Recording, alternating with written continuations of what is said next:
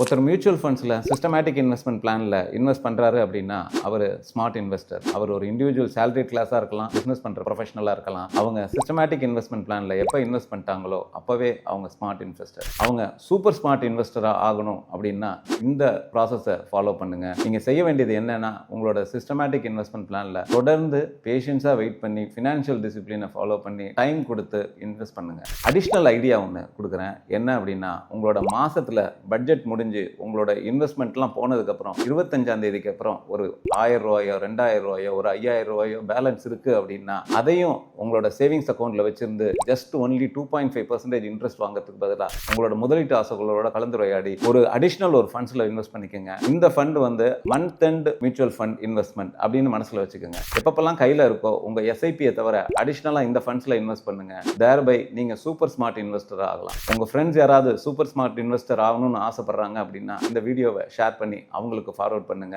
இது மாதிரியான இன்ட்ரெஸ்டிங் வீடியோக்கு க்ரோ வித் ராம் யூடியூப் சேனலை சப்ஸ்கிரைப் பண்ணுங்க.